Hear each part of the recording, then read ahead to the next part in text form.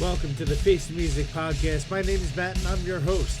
Welcome to episode number 45. Today, there is no special guest. It's just you and me rocking the whole time.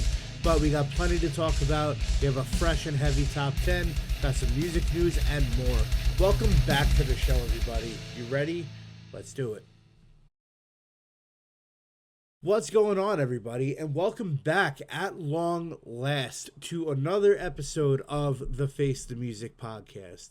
We are here at episode number 45 today, and I'm so excited to be here talking to you again. Now, again, I apologize for the immense gaps in the episodes this year. I'm looking to close that gap and bring you guys some killer content very soon, including the all Metallica episode, which I'm aiming to do before the summer is over. We're going to talk MGR Fest details very soon. I am back on the vendor panel, which means that I will be an absolute whore promoting this thing again this year. The lineup has been released, so please go to the Moongroove Records Instagram, Facebook pages to check out the whole lineup. I'm also going to put the poster at the end of this episode so you guys can see as well. It's stacked. It is so good. There's a lot of returning bands from last year, the ones that really brought their shit and crushed. And then there's a lot of newcomers this year that I haven't even heard of yet. So I'm very excited to get exposed to these new bands, check out some great new music, and have a great time at MGR Fest Round 2 this summer. All of this takes place, by the way, August 15th. It's a Saturday. It's going to start early. It's going to go late. Come down, have a great time. Everyone that went last year had no regrets. Everyone had an absolute blast. It was really one big family by the end of the day. For people that were there as patrons, people that were there working the event, people that were there for vendors or bands, everyone just had such a damn good time. So all of us are very excited to bring this back to you again this year. Aside from MGR Fest, aside from, my usual episode that I'm going to dedicate to MGR Fest, I am working on a couple of more very special guest interviews for this year as well. I may do another guest host episode or two. That was a lot of fun having Gunther on for a second episode and just having him be here the whole time. But I got a lot that I'm working on, so business will pick up, I promise you. My first-time listeners, welcome to the Face the Music family, and thank you so much for tuning in. This is your place for all things hard rock and metal music. This is your time to turn off all of the bullshit that is stressing you out. No politics, no stress, just great music and good conversation with musicians that you may know and love already, like Jason Bittner of Shadows Fall, Chris Kontos of Machine Head, and Chris Caffrey of Savatage and Trans-Siberian Orchestra, to artists that you may not know yet, artists that are on the rise that I want to put on your radar. Go back and check out the full catalog of episodes, and I hope you enjoy. All my returning listeners, thank you so much for taking this ride with me once again, for sticking through thick and thin. You guys are the Face the Music podcast. You are all amazing, and I appreciate you hanging out with me this whole time. This year so far, guys, I'm going to keep it 100% honest with you. It has been difficult. They say more money, more problems, right? Well, clearly they have never been out of work for a year and a half, living on their wife's income and living in their parents' house to 38 years old. My mental health has not been great this year. And I will be, honest enough to admit that to you.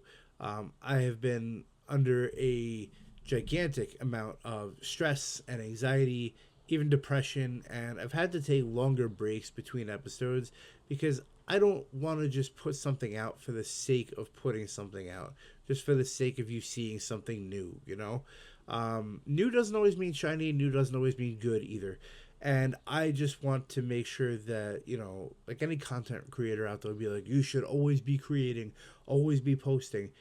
But that's not true. And I'd rather take the hit than say, I just put something out just for the sake of it being there, just for the sake of the algorithm. Dude, fuck the algorithm. You need headspace for this kind of stuff. You need to be able to speak with clarity and honesty, and also pride. You have to be able to take pride in what you do. And anyone that knows me can say that I won't ever do something half-assed. It's all or it's nothing at all. It's either going to be the quality that I'm proud of, or I'm just not gonna post. You guys deserve better than half-assed. You deserve whole-assed, all the ass. You spent a lot of time listening to me, and as I've said every week since I started this last February, your time is not something that I will ever take for granted. Your time is valuable to me, and it's been long overdue since we kind of talked like this. So I just want to touch base and see how you are. How are you? How are you doing? Are you okay? Seasonal depression is finally starting to go away with the weather changing. Up here in New York, the weather stayed cold and shitty till about a month ago. We were dealing with rain every day. It was horrible. But now the weather's finally getting hot. And I mean like hot, like upper 80s, 90s, which is great. Sun's been out. This weekend especially, it's going to be hot. But this weekend I'm also throwing a barbecue, so I'm excited. I got something to look forward to, seeing a bunch of friends that are coming over. And it's just that good time of year. The air show is coming up soon. MGR Fest is right around the corner. So there's a lot of positive coming out of summertime, the weather. Just shake it off, just get it out. But if you are still struggling a little bit, it's always good to maybe go for a walk, go get some air, listen to some music. Just do something. It's hard to break out of that feeling of every day feeling exactly the fucking same. The monotony of the work week or lack of spontaneity in life. For me personally, the warmer weather, it's all about grilling. It's all about hanging out with friends and going to concerts and sitting outside with a drink or two and a cigar. I usually take a road trip or two over the summer. But what's something that you've got going on this summer that you're looking forward to? Do you have any vacations coming up? Any concerts? Tell me about it in the comments. I would love to hear what you guys are getting into and what helps your mental state. What are your resets when you need to bring yourself out of a funk? Drop them down below. And I also want to remind you all that this podcast is proudly sponsored by BetterHelp.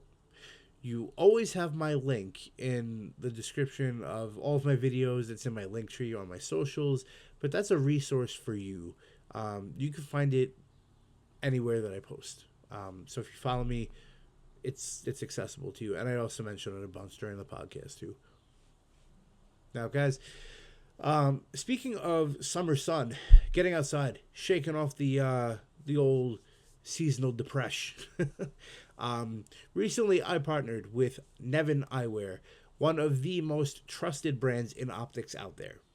I love a new pair of sunglasses, especially ones that are comfortable, look good, feel good, and offer good protection from the sun.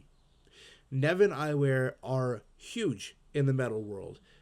Check out signature glasses designed by Tim Howley and Pat Sheridan of Fit for an Autopsy. Tanner Wayne, formerly of In Flames. Gary Holt of Exodus has his own. Zach J. Johnson of The Ghost Inside. And most recently, Matt Hafey of Trivium has his own line out. Crazy shit, really cool looking stuff, very stylish lenses.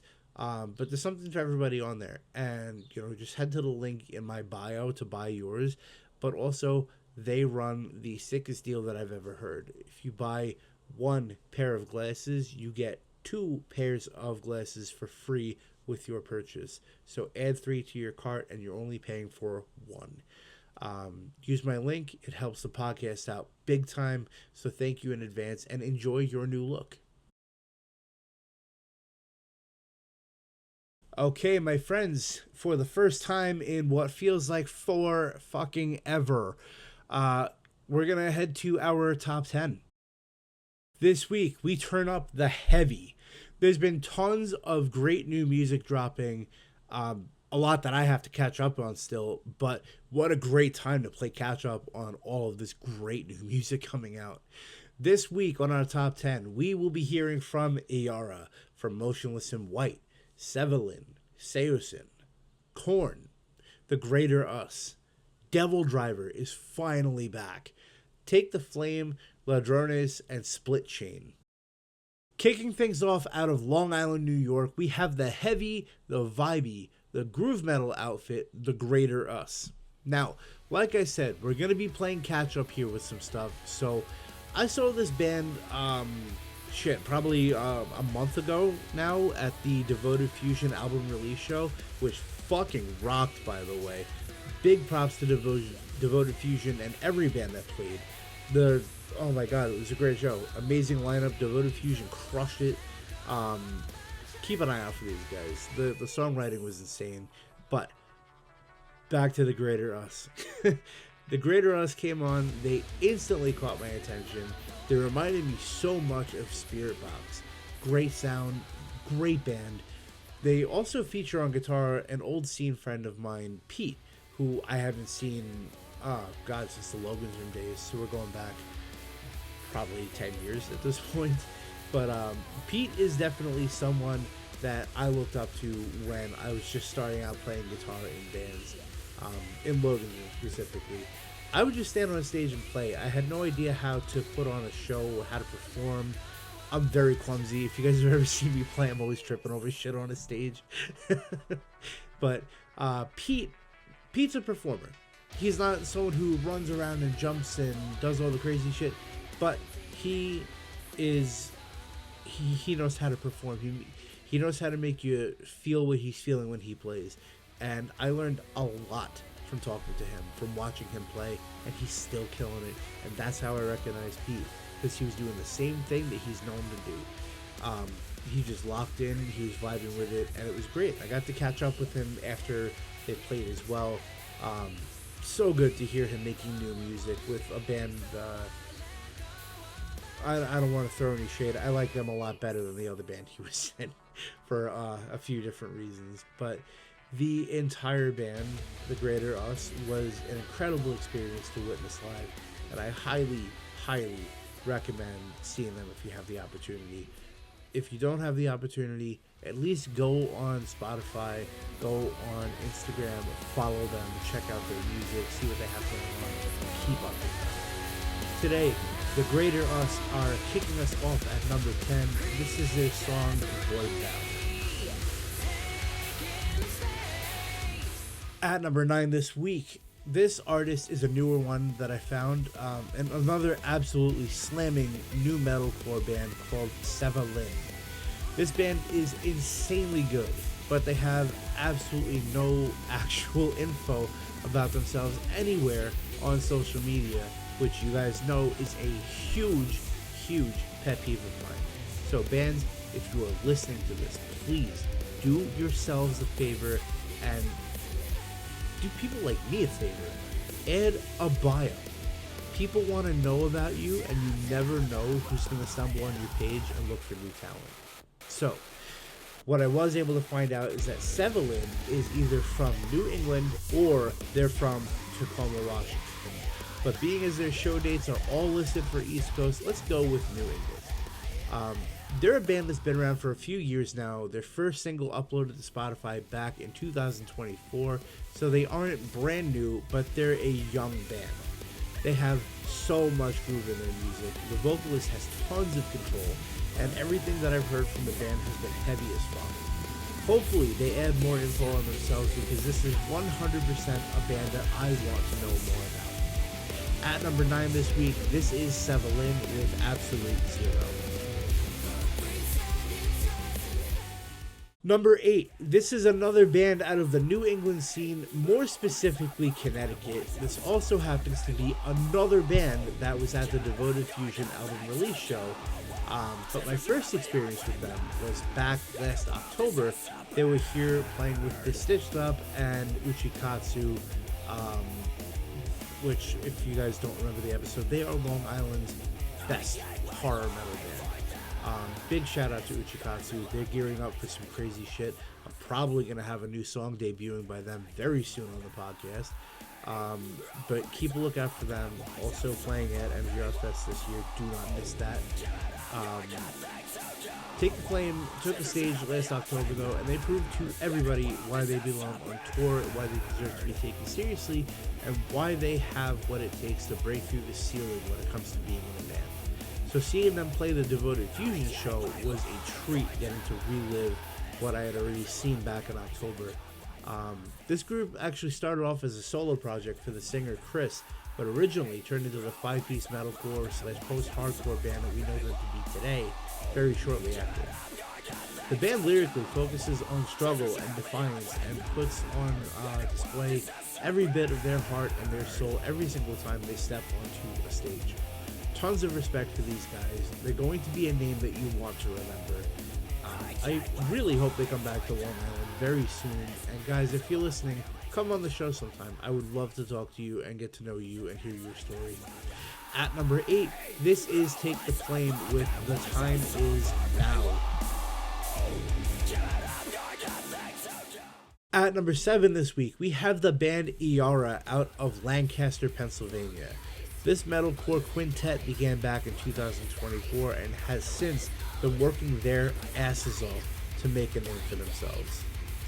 Iara is named after Brazilian folklore, the Lady of the Waters. They're used to lure in men to an unsuspecting fate, very similar to the mythology of sirens. Their sound draws you in, you don't know what to do or know what to expect. By the time the song ends, you find out your fate. You've become a fan of this band. This band is something special, something to support, something to go pay attention to. Give them a follow and go binge everything that they've put out. It is very easy to binge this band. They only have 3 songs so far. It's a quick listen, but all the more reason to go check them out. Help them get off the ground. Get back into the studio, record some more kick-ass tunes for all of us to enjoy. At number 7 this week, this is Iara with Game of Rise. Coming in at number 6, we have an older band with a newer sound. The classic Taste of Chaos Warped Tour Project Revolution band has been around since 2003, has seen quite a bit of rotation in the lineup, and the sound has only gotten better through the years.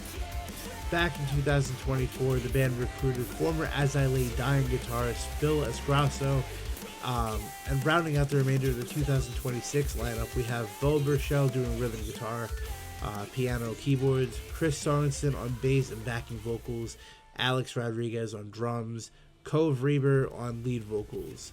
Recently, the band released Starting Over Again, the band's first single since 2020, the first to feature Esgrasso, and what you're currently hearing right now. At number 6, of course, I'm talking about the legendary band Saosin. This is their brand new track, Starting Over Again.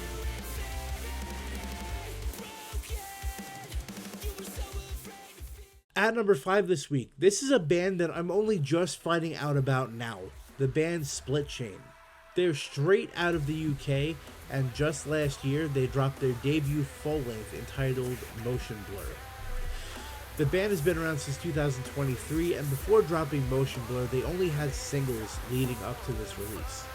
Now, 1 year removed from the release, they're starting to drop singles again, which hopefully means another album, or at very least an EP sooner than later.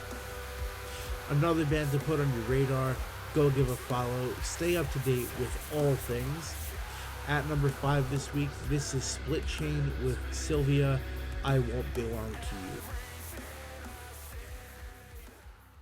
At number 4 this week, I am so happy to say welcome back to one of the best metal bands out there.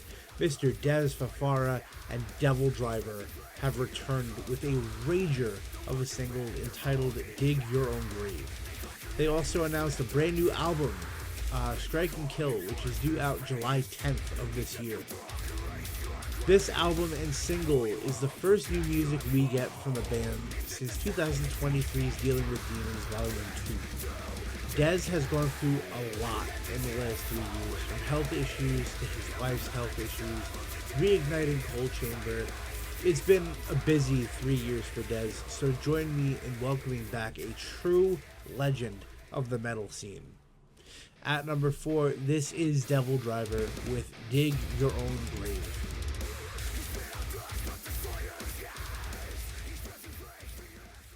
Before we get into this week's top 3 songs, let's do a quick recap of the top 10 so far.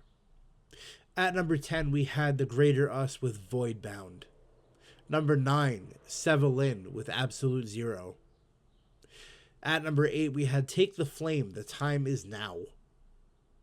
Number 7, we had Iara with Game of Lies. Number 6, we had Seosin with Starting Over Again. Number 5, we had Split Chain, Sylvia, I Won't Belong to You. And at number 4, we just heard from Devil Driver with Dig Your Own Grave. Our top 3 songs of week 45 kick off with a band that I have been super hyped on lately. This band has been around for give or take 4 years, but only recently has begun to break out, largely due to the metal ambassador himself, Mr. Jose Mangin, taking them on as clients and managing the band. The band is called Ladrones. They're from Guadalajara, Mexico. They are fucking-credible. They experiment with metal, hip-hop, and regional Mexican music, which they call Flow Pesado. The band is all about cultural diversity, about balance, and the coexistence of musical genres, according to the band's Spotify biography. They have such a cool and unique sound. I love them from the second that I heard them on Liquid Metal. These guys groove so hard. I really recommend you guys deep dive this band's discography and get familiar, because they're going to be one of the next big names in metal. At number 3 this week, this is Ladrones with I. Coming in at number 2, my friends, I'm so happy to say I think Motionless in White has found new life and new inspiration in their music, because the new songs that they're dropping are top tier. Afraid of the Dark made our number 1 a few episodes ago, and since then they've released another track, a fucking pissed off rager about influencer culture and social media spreading misinformation and lies, which further divide us as a society. I'll be honest, I didn't expect to get a song so closely written and themed to their song America that was brought back in 2011, which was, it was written before social media became such a juggernaut that it is today, such a dominant force. But it's also a bit surprising to see Motionless turn their backs on TikTok and influencer culture, because so much of their fan base comes from social media trends. But it's very refreshing to hear someone get pissed off about this shit. Joining in this ferocious tirade against social media culture is none other than Corey Taylor of Slipknot, whose vocals in this track sound better than they have in 20 fucking years.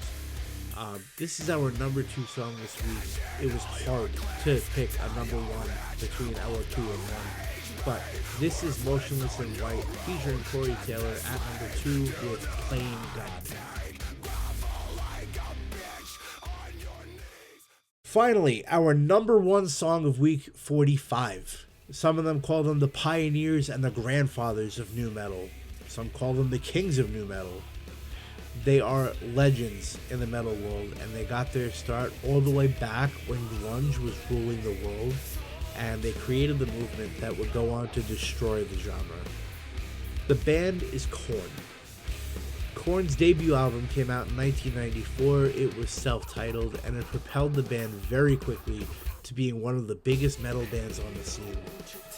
Imagine a world where all you know is Smells Like Teen Spirit, Down in a Hole, Spoon Man, and whatever the fuck came out of Eddie Vedder's mouth. And you put on this brand new album from a band with a ridiculous name, Korn. The K is backwards, it looks stupid, and you don't know what to expect, but the first thing you hear is Blind. Then you get songs like Ball Tongue, Clown, Divine, Chutes and Ladders. No pun intended, but everyone knew at that point that Korn was here to stay. Okay, maybe there's a little pun intended there, but who gives a shit? We're here, it's 2026, and Korn just released a brand new track. They've been keeping up with themselves. They have never really allowed themselves to fall into that nostalgia band, genre that so many bands from the era have fallen into. But they just dropped a headbanging, mosh-inducing audio assault that brought me right back to the first time I listened to Issues or Life is Peachy. The name of this banger is called Reward the Scars, and it was written solely for use in the new video game Diablo 4 Lord of Hatred. I believe this is Korn's first time on one of our top 10s, and what a song to make their debut with. Go crank this one up to 10. Make sure you get out and see the band when they come your direction. They are still killing it after 32 years down the line. Welcome to the top 10, Korn. Can't wait to hear more like this track. Let's make it official at number 1 this week. This is Korn with Reward the Scars.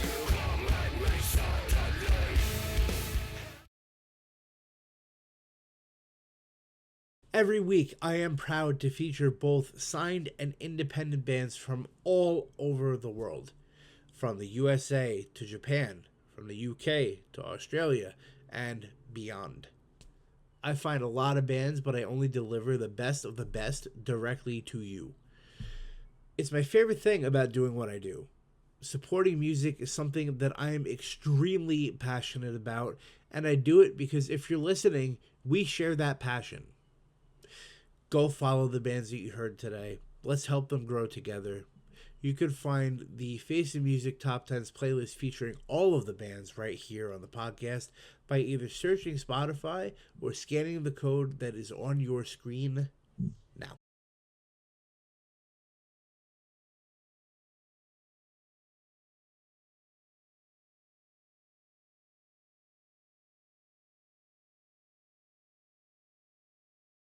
Bands, friends, if you would like to be a guest on the show, let's set it up. Just a heads up though, I do tend to book a couple weeks out. Right now is a good spot because I have nothing on the books. I got caught up, and then taking my few weeks absence, I ran through the rest of the guests that I had. So right now it's a open book. So if you want to come on the show, hit me up. Let's get something going. Your episode will air in about a week, as opposed to how it was beginning of this year, where there was about an 8-week difference between when we film and when the episode will air. So now's the time. Hit me up. Let's get it on the books. 2026, for the rest of it, I'm aiming high. I'm hoping it's going to be a hell of a remainder of the year. But shoot me an email at theftmpod@gmail.com, or just message me on Instagram and we'll set something up. Guys, if you have not already, make sure that you are subscribed to the podcast on Spotify and YouTube. I am on a mission to reach 100 subs by the end of this month. When you subscribe, you get automatically notified when new episodes are posted. So go follow my socials, my Instagram, my Facebook. If you see something on social media that intrigues you that I posted, please engage with it. I'm begging you. Just comment, repost it, share it. Do something. The engagement helps keep my algorithm, keeps me in your algorithm. It helps everything grow. It gets more eyes on the product, and I really, truly appreciate the support. We have a few things to talk about today before we get into more things. that I want to talk to you about today, which I'll explain in a second. But upcoming show dates, just to run through a bunch for you.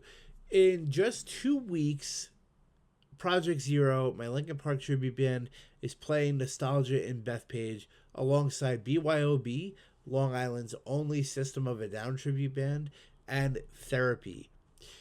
Therapy is an alt-rock slash grunge cover band. They are fantastic live. I've played with them before, way back when I was in Burn Your Bridges, and they were a great time. I had a bunch of fun. So come on down. It's only $10 admission. It's going to be a very sweaty, rowdy show. So if you're looking for something to do on Saturday, June 20th, come down to Nostalgia in Bethpage. In case you missed it, I announced a big one for July 17th over at City Sounds in Ronkonkoma. I have my good friends in Kilbarron coming all the way up from Maryland making their New York debut.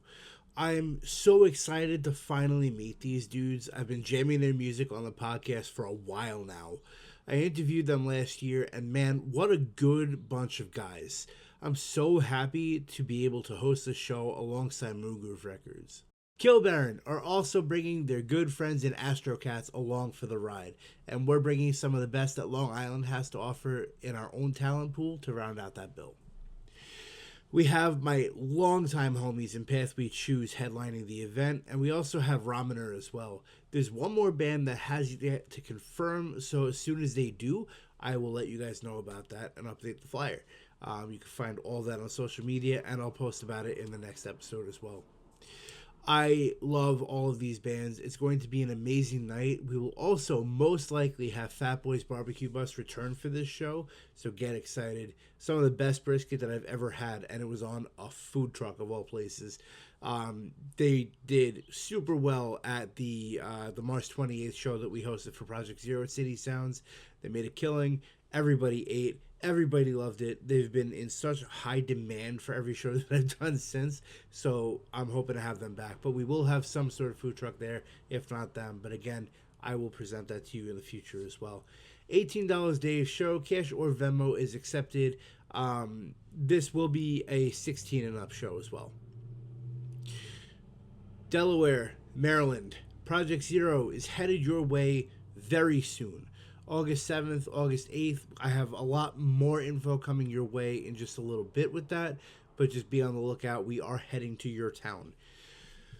Long Island MGR Fest is coming back August 15th. This is a Saturday. I will go further into detail for you next week once I have every bit of information solidified, but please go follow the Moongroove Records Instagram page, their Facebook page. I think I have it posted on my page right now. But the info is out there, as much info as is available, but I want to give you everything before I talk about it on the show.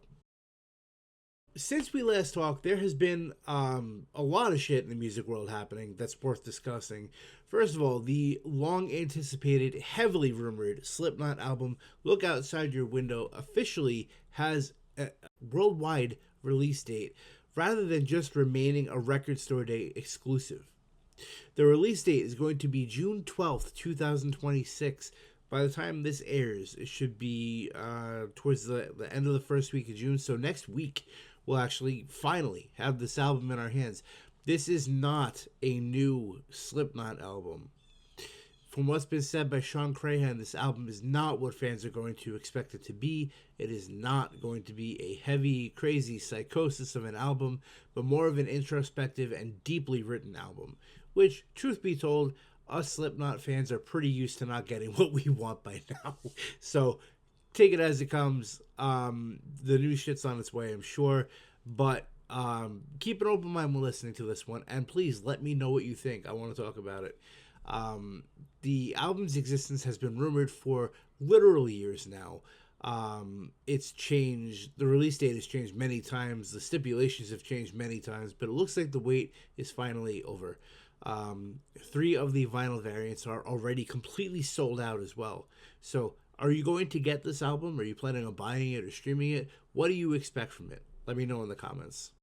Static X performed at Sonic Temple, and as of May 18th, unfortunately, the band has immediately canceled all other 2026 performances, citing serious medical issues that require immediate attention. I hope all is well with the band, and I hope it's nothing too serious, and I hope they can get back out on the road sooner than later. Now, speaking of illness, recently, Jason Newsted of Metallica, well, formerly of Metallica, sat with Eddie Trunk to discuss his career in and out of the band, his health, his future plans, and his early days in his career. Jason revealed recently that he was diagnosed and had fully recovered from throat cancer. He had surgery. He's okay. God bless. That is huge. Very happy to hear that. Jason also talked about his time in Metallica, how he never wanted to leave the band. His side projects were not the reason that he left the band, and citing the main reason being is his addictions. He wanted Metallica to slow down so he can get his life in order, and the band said no. They wanted to continue at pace, and Jason said that he told him he would rather live than be in the band. His addictions were killing him, and he was terrified that if he didn't get the help he needed, that he would have died. Metallica was notorious for hazing Jason back in the day, for putting unfair pressures on him to fill the void left that, unfortunately, after Cliff passed away. But Jason said that he harbors no ill will towards anybody in the band. He's so happy that they're doing well, and he wishes them nothing but the best. Jason's a good dude. He is a true class act. So that might not come as a surprise to you to hear him say such positive things. But what may surprise you, though, is talking about the releases Metallica has been doing the last few years, putting their old albums into vinyl box sets with remasters and special editions. And Justice for All has yet to receive the box set treatment, the full remaster. And interestingly enough, what the album was most notorious for, cutting Jason's bass out of the production entirely, it's the one thing that Jason does not want fixed in any sort of remaster. He said that it is what it is. He doesn't agree with it, but he doesn't think that you should go back and mess with things like that. He said that though he was mad at first, he later understood the album was mixed how it was supposed to be mixed. As always, just keeping it as classy as he can. And one of the most open-minded and artistic voices out there. I hope Jason gets back out there with a new project. He is an incredible bassist, an incredible vocalist, and such a force on stage. Sending all of the best to Jason Newsted. Guys, I had a discussion filmed with Rob from Midnight Foolishness, and unfortunately, the file ended up getting corrupted. I could not use it. We did do a little bit of a deep dive on some hot topics in the industry lately, but I'm just going to give you guys my opinions. I would like for you to engage with this if you want to. I'm never going to make you. Obviously, I can't make you, but I'm curious to see what your thoughts are, and let me know. First up, the topic of AI in music has been catastrophically dominant lately, and I use the word catastrophically because I feel as though, and I know I'm not alone with this sentiment, but using AI to create your music is bullshit. To put that as bluntly as possible, to get my feelings right out there, and to wear them as a precedent for what I'm about to say, I know a few musicians, or I shouldn't even really, whatever. I know people who have come to me and who have asked me to listen to their music, and this has happened with, at this point, a large handful of people who've said, I would love it if you check this out. This is my new project. This is what I'm working on. And it turns out that it's not them. It's Suno. Everything's programmed. Everything's AI. It's all fake. To put it out there for you guys, I don't care how close we are, I will not listen to your music if you are not performing the music that I'm listening to. I have no interest in entertaining any sort of AI future in music. I think it's insulting. to actual musicians. I think that if you're calling yourself a musician, but all you're doing is typing in prompts to Suno or whatever the fuck, it's disgusting. And don't call yourself a musician. Don't even call it a project. Don't call it anything. You are not creating music. A computer is creating music for you, and you're kind of stealing the credit away from a machine that doesn't actually understand what it's creating. There's no passion there. There's no feeling there. Music comes from the soul. Music is an art form. You cannot take soul out of art, because then it's not art anymore. It's just a display. No matter how bad music is, no matter how good music is entirely subjective. That's on the listener. But if you're going to tell me that you cannot write your own music, but you're creating it on Suno or whatever other program that you may be using, I challenge you to go talk to people that play instruments and ask them to work with you. Because I know that firsthand, they'll help. They'll help. They won't ask you for money. They won't ask you for anything. Musicians are passionate about music. Musicians are going to help you write music. If you're a drummer and you don't know how to play any other instrument, ask your friends who play music, and they'll help you write. If you're a vocalist, you don't play shit, ask people. Help them, or let them help you write. They'll record everything for you, and I promise you, they're not going to charge you. It's a matter of passion versus a matter of just soulless, bland, regurgitated crap. If your song sounds a certain way on Suno, guaranteed there's probably a few thousand that sound exactly the same that you'll never know about. There's only so many ideas that a computer can come up with as opposed to what a human being can come up with. They can come up with the same chord progressions, but a human being can add a human element to it. Human beings could add mistakes to it. Human beings could add the imperfections. Human beings could do weird shit that computers don't understand. I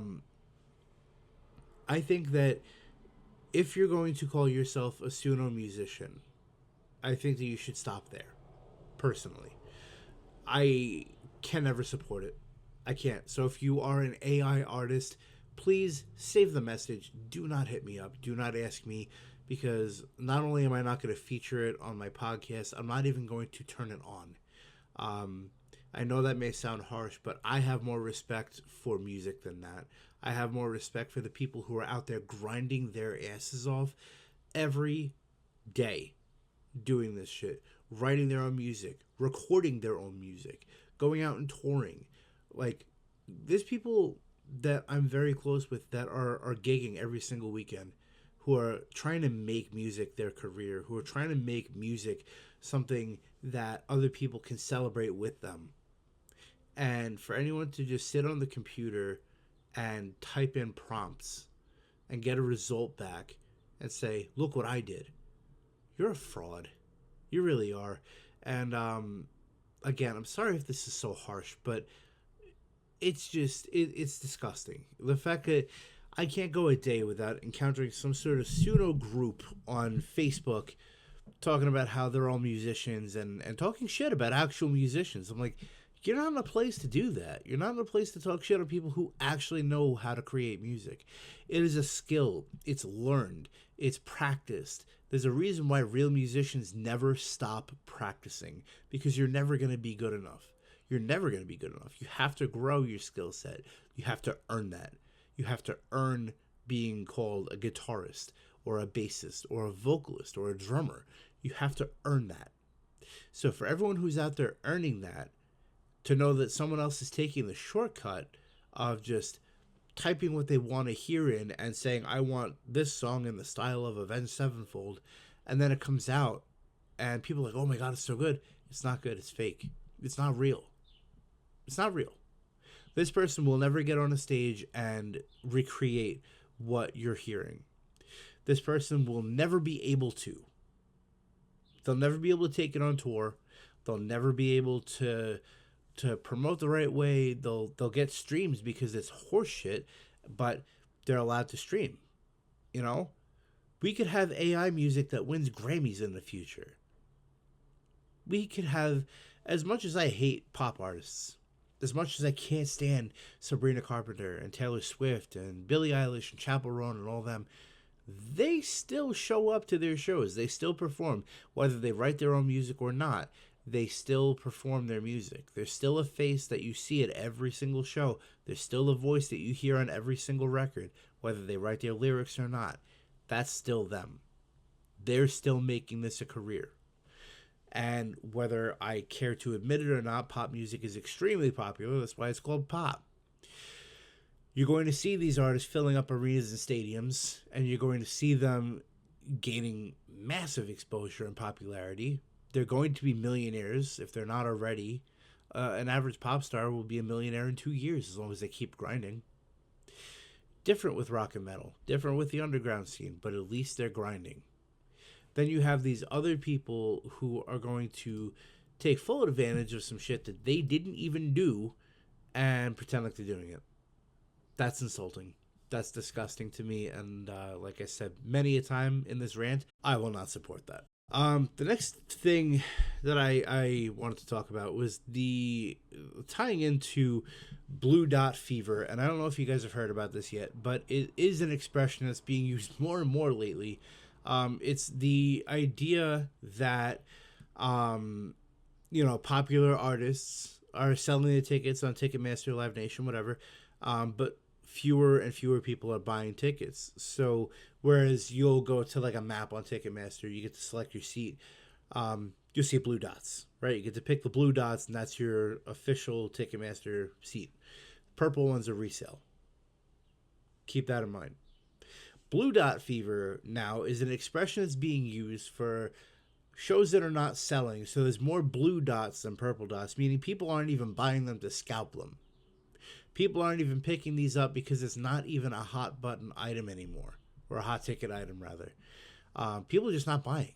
So people are canceling their shows. Post Malone being an example of that. Post Malone last summer was touring baseball parks with Jelly Roll, making so much money, disgusting ass money for putting on his shows. But he was also charging $430 for the cheapest seats in the house.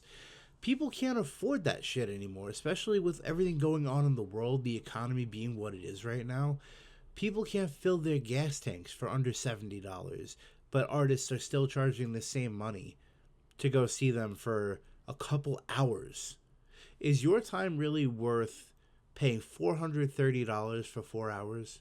You don't even make that much at your day job. So these people are really trying to take advantage of you as the consumer. They're really trying to put their value at making about $100 an hour.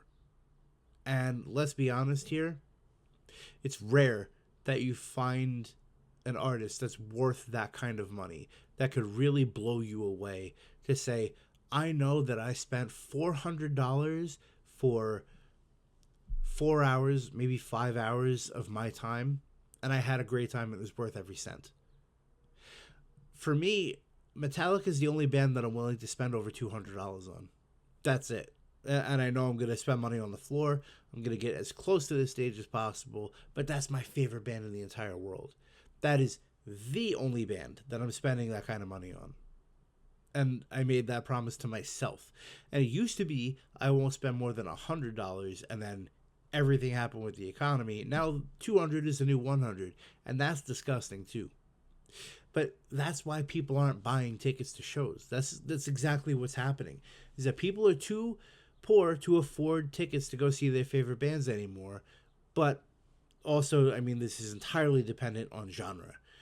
The pop artists, the country artists are still charging astronomical fucking amounts of money to go see them play for a couple hours, and they're still collecting thousands of dollars from their fans. I don't think it's right. I think in the rock and metal world, you're seeing less of the blue dot fever. It's still a thing that's happening. Shows are not selling the way that they used to sell. But you're not seeing shows or tours get canceled because of it. You know, Ronnie Radke is notorious for canceling shows. Falling in Reverse, notorious for canceling shows, because if they don't sell right away, he drops them. And he's honestly smart about it, but he's been doing this for years. If it's not selling, it's not worth pursuing. He's going to lose money on the show. He's not going to take the show. He'll just rather cancel, return the money, and move on to find another date. Which is also another reason why Falling in Reverse hasn't done a proper tour in so fucking long. But, they're one of the few bands that have actually had that consistently happen to them, where they're like, okay, well, this show's not selling, so let's cancel and move to this show. Rock and metal bands, they typically don't charge that much money for their shows, which is something that I'm very appreciative of, because as a consumer, I don't want to spend that kind of money on shows. I don't want to spend hundreds and hundreds of dollars for a few hours of entertainment. I don't think that my time is worth that. I think that, if I'm going to see 10 bands, right, festival style, 10 bands, every band is a band that I can't wait to go see, I'm comfortable spending that kind of money because time and value are there. But if you're telling me that Post Malone and Jelly Roll with one opener, aside from them, is worth $430 to sit in the very last seat in the very last row at the top of a stadium, go fuck yourself. That's not worth it. That's not worth it. And we should have more self-respect for ourselves as consumers for that. Which also, it leads me to my next point about certain bands who've been emerging over the years, that they are gaining what I could call cult status. The bands that everyone looks at and says, these guys are industry plants, right? We have Sleep Token, been disproved. Sleep Token is not an industry plant. There's videos of Sleep Token performing in small clubs. I mean, it could also be Sleep Token tribute bands, which are a thing now for some fucking reason. But it could be their early days where you could see them grinding it out in the clubs. Ghost, same shit. Ghost has grinded it for years. Their music sucks, but they have grinded it. They've earned their place in the music world. The most recently, bands like President, the band you never heard of before, but they somehow have their first show ever at a prime set time in a prime location, a Download. Okay, dude, a little sus. What did you do to really earn that? Like, you have no singles, you have nothing out, but you're just randomly going to appear and become this overnight sensation, this literal overnight sensation. So much so that after that one performance, they announced an arena tour that sold out in minutes, which is kind of nuts to me. Something's there. Obviously something is there, but is it really there? Or is it just something that we've been so programmed to believe is there because we believe every word that we're told now? We have, right after President, the band Chatter emerges, and it's just like one dumb fucking masked band after the other. Chatter makes no sense. Chatter is a dude with a mask with big teeth and shit. It's stupid. It's a dumb, stupid gimmick. The music isn't good. It's generic. It's bland. It sounds so similar to other bands just like fucking Sleep Token. The whole new wave of these bands that are just coming out of nowhere and having literal overnight success is nuts to me. I know that it's definitely like something smells a little off about this to a lot of people too. And I think it's kind of dumb at this point to deny the existence of things like industry plans, because you don't walk onto the scene and just sell out your shows overnight. You don't just walk onto the scene and have a hit single. It doesn't work like that. You need to test. You need exposure. You need to be picked up and pushed by a label. But you're not. It's so weird to have these bands that literally no one has heard of.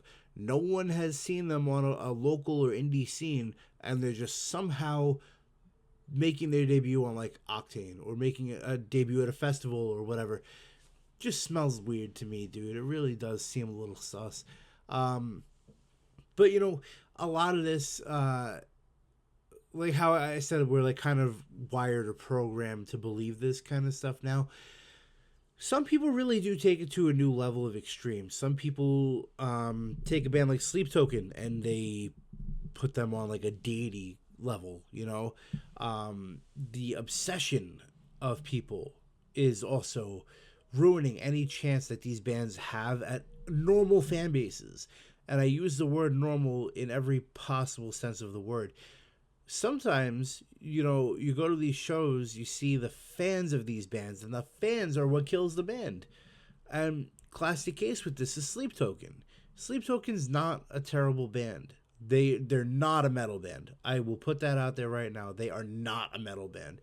They may have metal sounding songs in moments, but they're not a metal band. They are a pop rock band that gets kind of djenty sometimes. Too many people take this to an extreme, though. Too many people literally worship the band, literally go to their shows to praise and worship the fucking band. And their fan base has become so toxic, so unbearable and insufferable that the band wrote a song. And I'm again, guys, correct me in chat if I am wrong about this. I'm pretty sure it's the song Caramel was written about the bands or about the band when their fans doxed them, when like their identities were put out there, their addresses were put out there, their actual identities, like who they are, where they live, like their pictures, their real pictures, not the costumes they wear. All of that was put out in the public by their fucking fans, not even people that don't like them, by their own fans. And that's nuts. There's no respect for the band. But then you have these people that go to the live shows as well. And, you know, classic case was last summer. I don't remember what festival. It was one of the big festivals, though. And I'm pretty sure it might have been Download. Where you had Sleep Token making their headlining debut at the festival. And, you know, people go to see bands live because they want to have fun. They want to experience music in a live setting the way that you would normally experience music in a live setting. You want to mosh. You want to jump around. You want to crowd surf. You want to have fun. Live your fucking life. Well, according to Sleep Token fans, that's not good enough. That's disrespectful. And for doing things like crowd surfing and moshing on the rare occurrence of a heavy part in the song, these people decide to call security and get people thrown out of the concert, or try to get people thrown out of the concert for doing what you do at a concert because they can't have Vessel's ball sweat on them. Like, it's getting crazy. The obsessions of fans is disgusting and crazy. And it's such a turnoff for people who actually want to go experience these bands live. Classic case again is the band 30 Seconds to Mars. I used to love that band, dude. And I'm not talking about 2005 either. I'm talking like This Is War era is when I found them. And then I went back and did the deep dive. But their fans started treating Jared Leto like he is Christ. Jared Leto started treating Jared Leto like he's Christ. And it's crazy. It's batshit insane. People need to stop deifying people. You're like, they're just people. They're only people. They play music. That's all they do. Yes, like Jared Leto's got a decent voice, or he used to have a decent voice. But, you know, I can't say the same for Vessel. I've never heard the guy's real voice. It's so fucking soaked in auto-tune, and that's another thing that people fight you over, is that they don't use auto-tune.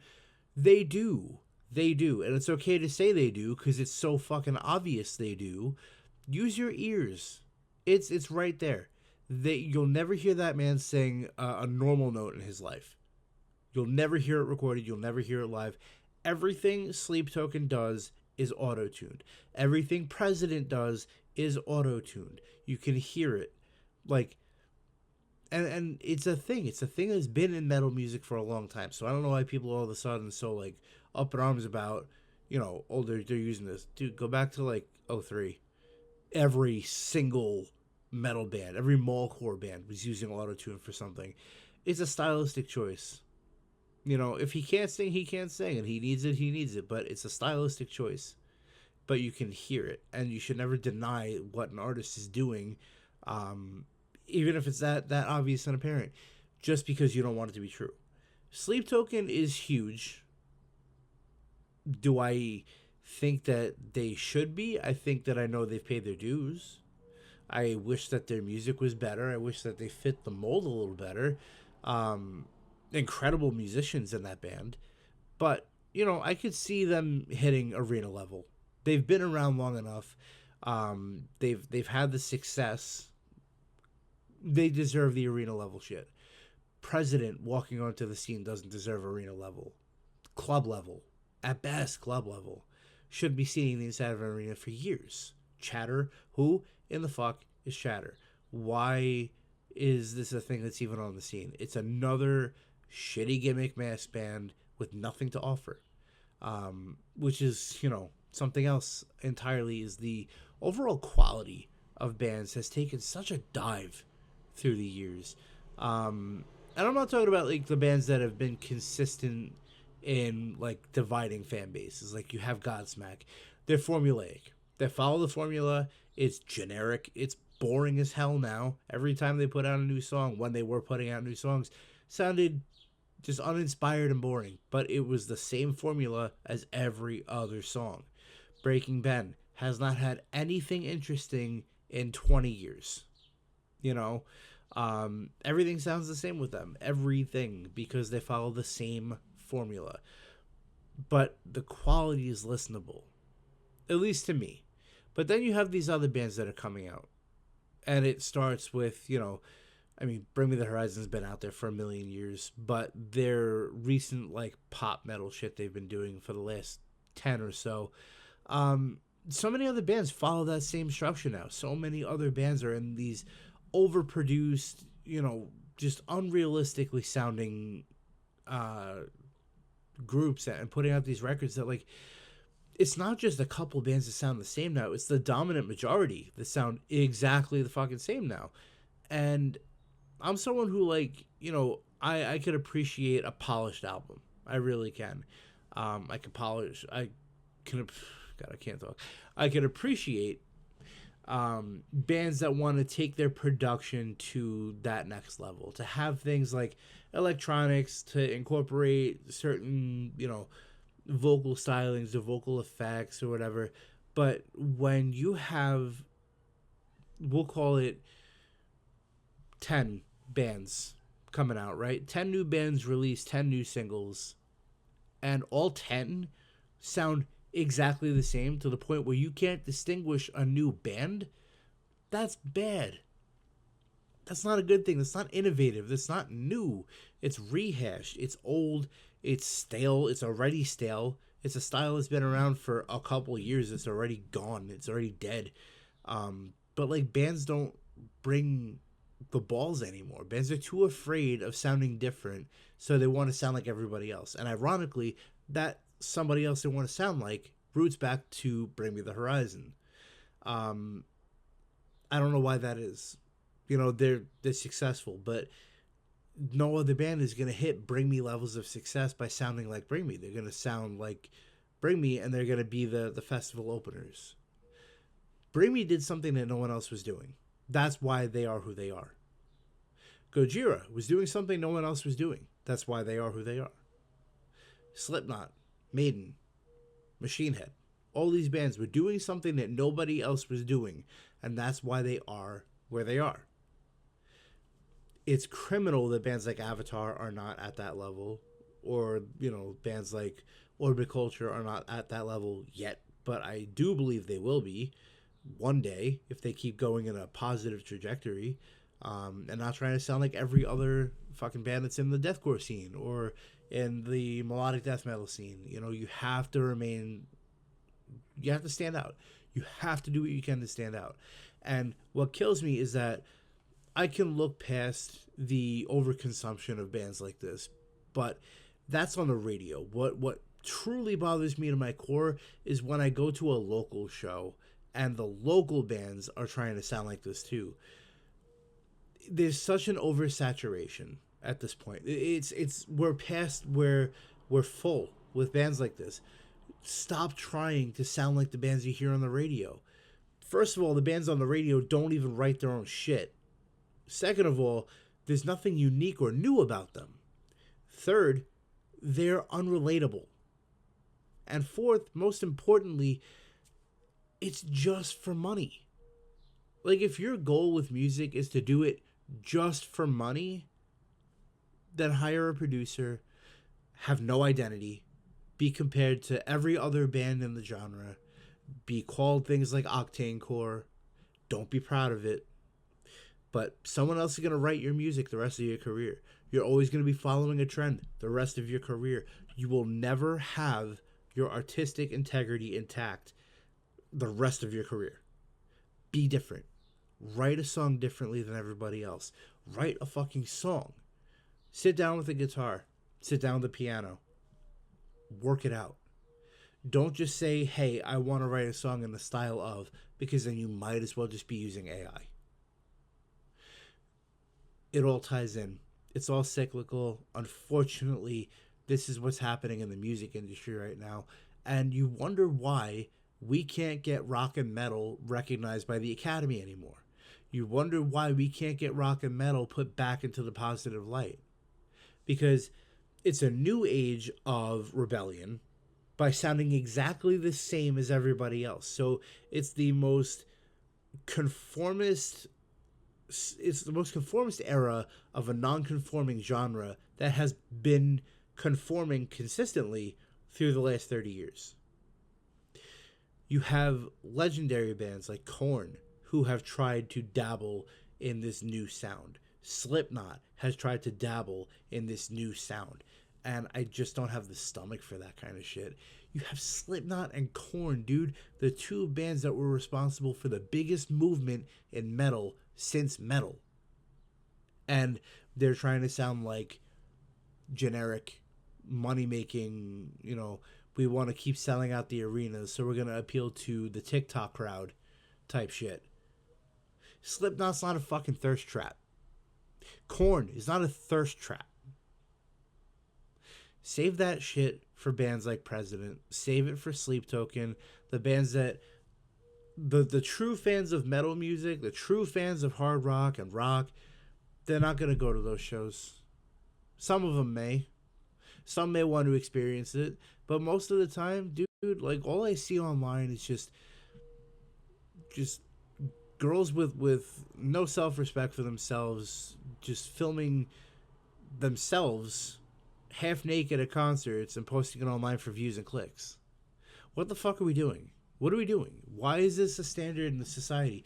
Why is it that people who have nothing to offer in life except for exploiting themselves are just doing just that? That's not your goal in life.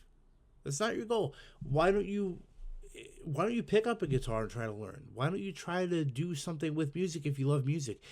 Don't just film yourself and post it online and be like, oh my God, I'm having so much fun. Cool, glad you're having fun, but why do you have to, like, show yourself doing it? Why do you have to show your whole fucking body? Why do you have to sell yourself just for clicks? Why do you need the validation of people like that? Go have fun because you're having fun. But the whole shift of music is directly comparable to the shift in social media. And social media has become such a cesspool. And I swear to you guys, if I didn't need it to help promote the podcast, if I didn't need it to help promote Project Zero, I wouldn't be on it anymore. It's a terrible place. It's disgusting. It's not what we started 20 years ago. It's not what we were doing when Facebook just started. It's not what we were doing when MySpace just started. It's so far past networking, so far past being friendly and just meeting people and communicating with people. It's become such a disgusting place. And it's so much like everyone just follows each other. There are no leaders anymore. There are no such thing as anyone that wants to lead the charge. Everyone wants to follow someone else. That's what bothers me about music right now, is that no one is leading anybody.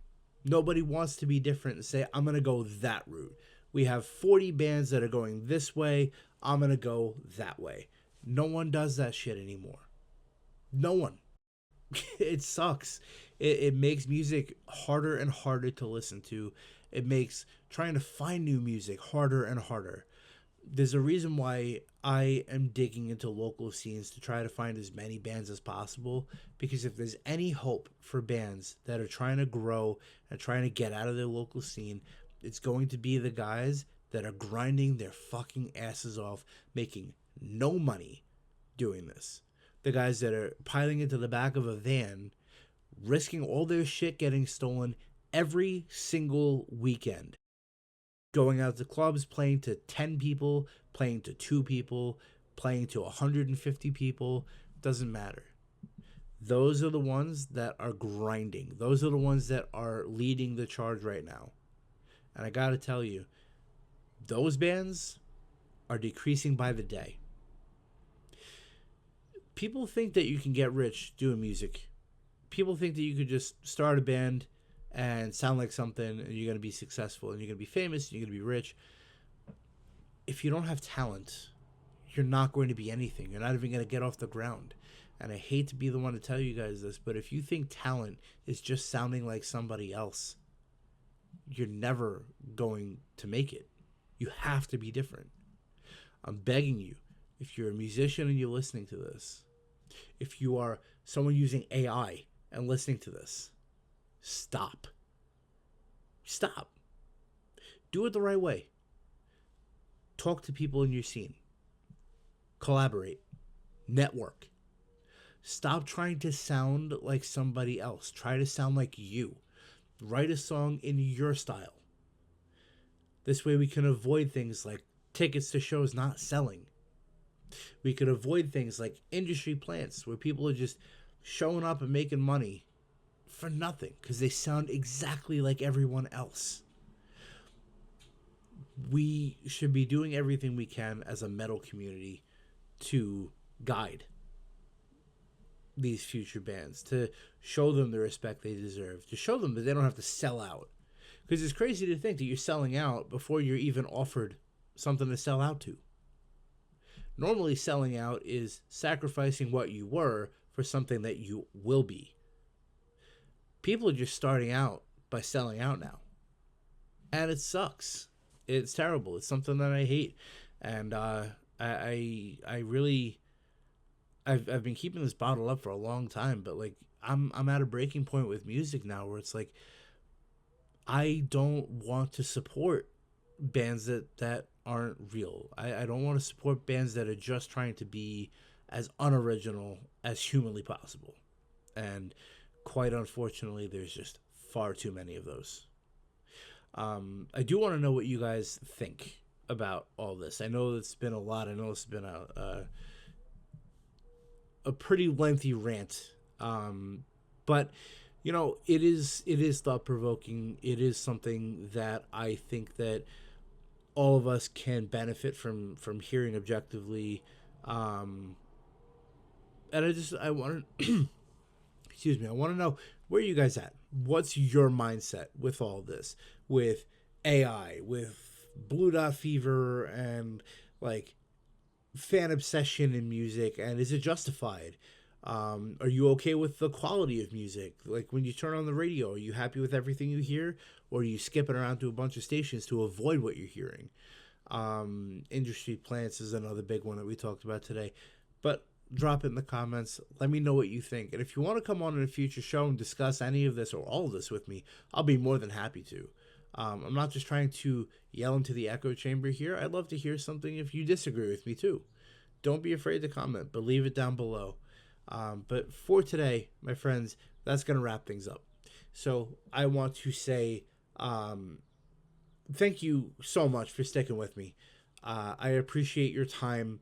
I will never take it for granted. You have my word on that. I respect your time. I would say at this point, probably more than you do. I think about everything that I'm trying to talk to you about, everything that I'm trying to get you to think about, and I want to make this as engaging as possible. So whether you're listening in the car ride on the way home, whether you're listening and you're just trying to relax at the end of a day, if you're just, putting something on as background noise and you choose me, thank you. I appreciate your time. I sincerely do. And I want to say,